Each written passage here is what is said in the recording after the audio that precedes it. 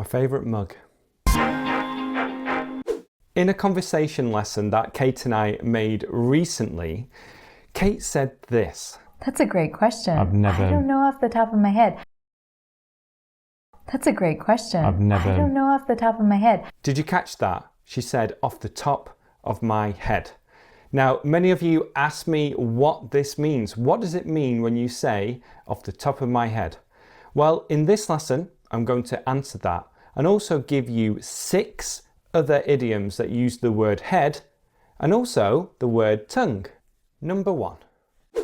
Going back to the example I gave you, I asked Kate the question, when does winter officially start? Now, she didn't know the answer to this, and to be honest, I didn't know the answer then either.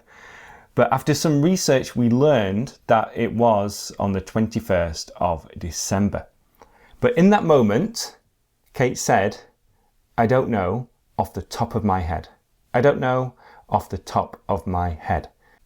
And when we use off the top of my head, we are answering in that moment from memory and without doing any research. So she is saying, I don't know without thinking about it, without actually looking into it. And maybe I need to do some research to know the answer, or maybe I need to think about it before I answer to give the correct response. Here is another example. How many countries have you been to? How many countries have you been to? I don't know. Off the top of my head, about 12. So this answer was given without going through and adding up all the countries that this person had been to. Here's another example. How much do you think I will get for this camera? I don't know. Off the top of my head, about $1,000. So you're not giving a precise answer, you're giving your best answer in that moment. Number 2. For this next one, imagine that you have an English test next week and you have to study hard for this test. Then a friend asks you if you want to go out with him that evening. If you want to go to a restaurant or go bowling or whatever the activity is. You can say, I'm sorry, I can't. I need to get my head down for this test. To get your head down means to study hard or to work hard so that you can complete a task.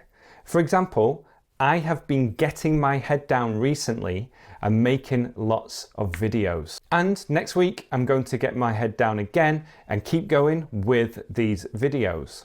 Number 3. Continuing the same example of having a test next week.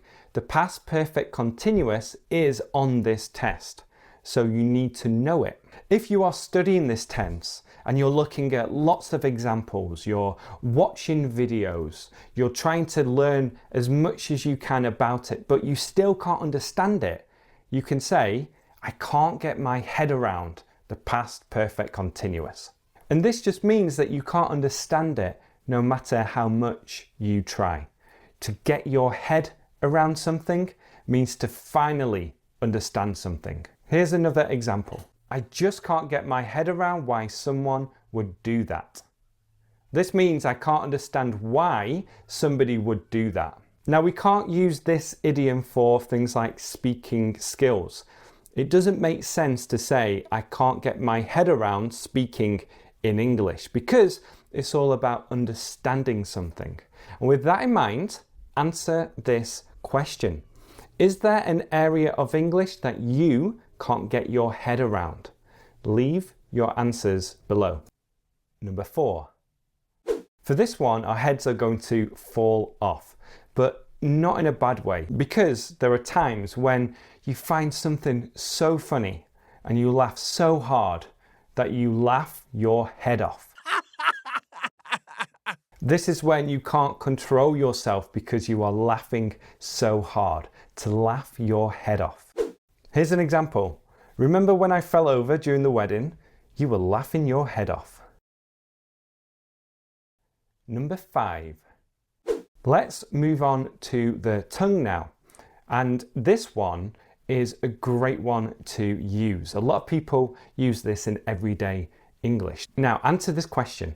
Who starred in Mission Impossible? I imagine a lot of you answered that correctly, but sometimes when you should know the answer, but you can't quite remember the name, it can be frustrating. And this is when you can say, oh, his name is on the tip of my tongue. His name is on the tip of my tongue. You know the answer, but you just can't remember the name in that moment. But you know it's going to come to you soon. You're going to remember the name soon.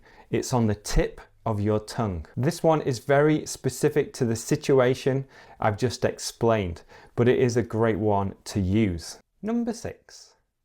Now the next one is great for any type of situation where you stop yourself from saying something. Imagine that you are at a party and people are talking about politics and you want to add to this discussion, you want to say something, but you stop yourself from saying it because it's maybe offensive or it might start an argument. So what you do is you bite your tongue. Here's an example. I hated what they were saying, but I bit my tongue. I hated what they were saying, but I bit my tongue. Again, it might not be appropriate in that situation to say what you want to say.